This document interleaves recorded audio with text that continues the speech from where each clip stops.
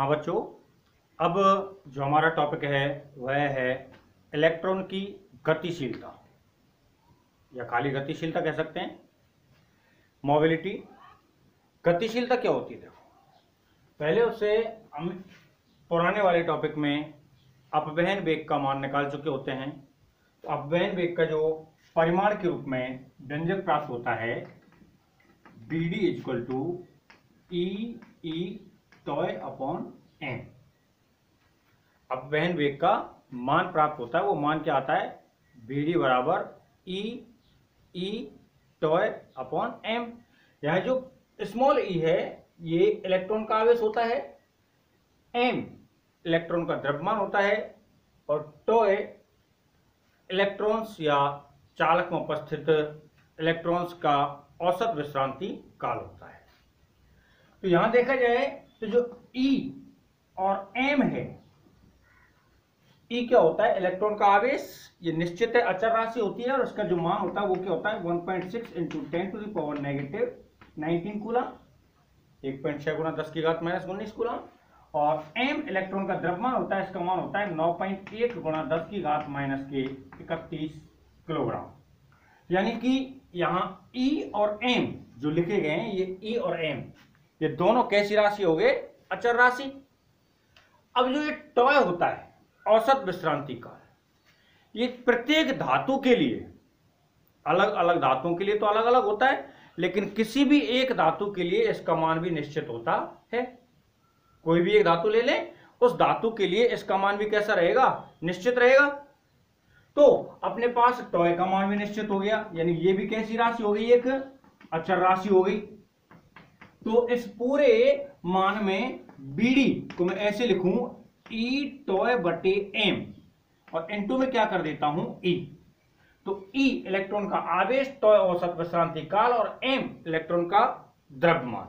ये पूरी राशियां कैसी प्राप्त हो जाती हैं? अचर राशियां। तो जब कोई भी दो अलग अलग राशियां प्राप्त हों और वो एक समीकरण के रूप में लिखी गई और बीच में अचर राशि हो, तो उन दोनों भौतिक राशियों को हम समानुपाती रूप में कह सकते हैं। यानी यहां कह सकते हैं कि जो अपवाह वेग का मान है वह विद्युत क्षेत्र की तीव्रता के कैसे होता है? समानुपाती। क्या लिख सकता हूं? अतः स्पष्ट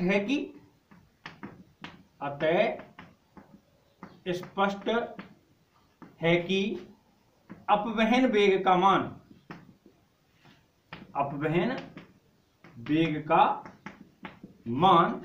विद्युत क्षेत्र की तीव्रता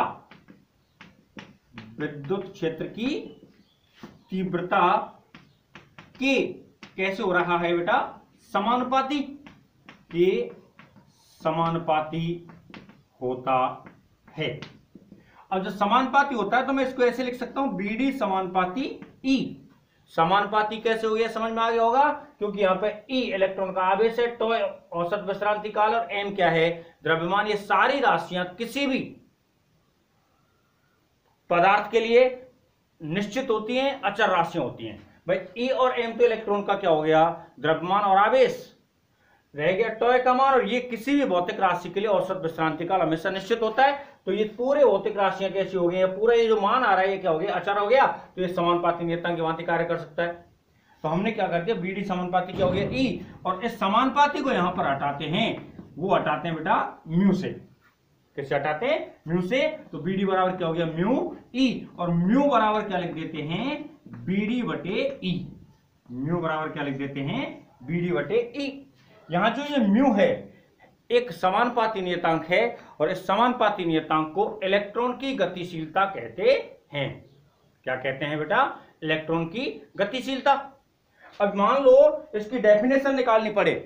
क्या निकालनी पड़े? डेफिनेशन परिभाषिक रूप में लिखना पड़े, तो कैसे लिखेंगे? परिभाषा यहां से बनेगी, परिभाषा को यहां से बनाया जाएगा। आपको कई बार बता रखा है, किसी भौतिक राशि का भाग दे दिया जाए तो उसे हमेशा क्या लिख देते हैं? अचर, वो सॉरी इकाई। क्या लिख देते हैं? इकाई। तो भाग किसका लग रहा है यहां पे? विद्युत क्षेत्र की तीव्रता का। तो इकाई विद्युत क्षेत्र कह दूं परिभाषा के तौर पे, या एक भाषा के तौर पे हमको इसको क्या कहते हैं? इकाई विद्युत क्षेत्र की तीव्रता। इकाई विद्युत क्षेत्र में उपस्थित या उत्पन्न किसके मान को? अपवहन वेग के मान को। तो यहां अपने पास गतिशीलता की जो परिभाषा बनाना चाहें तो गतिशीलता क्या बन जाएगी, गतिशीलता क्या बन जाएगी बेटा, इकाई विद्युत क्षेत्र में, इकाई विद्युत क्षेत्र में उत्पन्न अपवहन वेग का मान, अपवहन वेग का मान इलेक्ट्रॉन की गतिशीलता कहलाता है, इलेक्ट्रॉन की गतिशीलता कहलाता है। यह इसकी परिभाषा आ गई, परिभाषा यहां से निकल गई। अब इसका मात्रक भी निकालना चाहें, क्या निकालना चाहें बेटा, मात्रक। तो म्यू का मात्रक, म्यू का मात्रक क्या बन जाएगा बेटा, ऊपर तो क्या आ रहा है बीडी, अब वेग, और नीचे क्या आ रहा है विद्युत क्षेत्र की तीव्रता। तो ऊपर तो क्या लिख देते हैं बीडी का मात्रक और बटे विद्युत क्षेत्र की तीव्रता, विद्युत क्षेत्र की तीव्रता यानी कि ई का मात्रक, बीडी वेग है, वेग का मात्रक क्या होता है मीटर प्रति सेकेंड, और अपवाह वेग का एक मात्रक तो होता है बेटा, अपवाह वेग के दो सूत्र, सॉरी विद्युत क्षेत्र की तीव्रता ई का सूत्र होता है एफ बटे क्यू, तो एक मात्रक तो यहां से आता है न्यूटन प्रति कूलम, ठीक है, और एक ई का मान प्राप्त होता है ई बराबर बी बटे एल, ठीक बेटा। तो यहां से जो मात्रक आएगा वो क्या आएगा, वोल्ट प्रति मीटर। तो हम ये वाला मात्रक काम में नहीं लेंगे, हम इस वाले मात्रक को काम में लेते हैं। तो मात्रक क्या हो गया, वोल्ट प्रति मीटर। अब देखो मीटर ऊपर चला जाएगा तो मात्रक क्या हो गया, मीटर स्क्वायर वोल्ट सेकेंड। क्या मात्रक प्राप्त हो जाता है, मीटर स्क्वायर वोल्ट सेकेंड। तो यह होती है मोबिलिटी, इलेक्ट्रॉन की गतिशीलता। तो इलेक्ट्रॉन की गतिशीलता को निकालना पड़े, लिखना पड़े तो कैसे लिखेंगे, सबसे पहले हम जानते हैं कि वी नो दैट, हम जानते हैं कि, क्या जानते हैं, अपवाह वेग का परिमाणिक वैल्यू, परिमाण के रूप में मान क्या आता है ई टॉय बटे एम। इसको मैं थोड़ा सा मॉडिफाइड करके लिख सकता हूं ई टॉय बटे एम। यह जो राशि आ रही है ये कैसी राशि आ रही है, अचर राशि।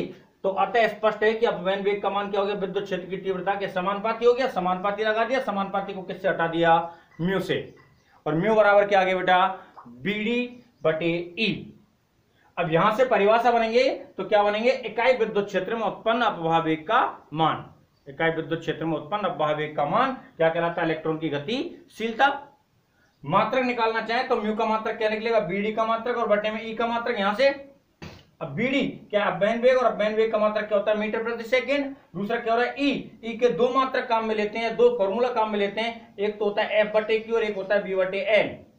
जो पहला फॉर्मूला होता है एफ बटे क्यू होता है और दूसरा फॉर्मूला क्या होता है वो बी बटे एल। तो हम इसको काम में ना लेकर के किसको काम में लेंगे, बी बटे एल। बी क्या मतलब क्या है, विभव, विभव मतलब वोल्ट, और एल मतलब लंबाई मतलब मीटर। तो वोल्ट प्रति मीटर दोनों मात्रा काम में लिए, मीटर ऊपर चला जाएगा तो मीटर स्क्वायर प्रति वोल्ट सेकेंड। ये होती है इलेक्ट्रॉन की गतिशीलता।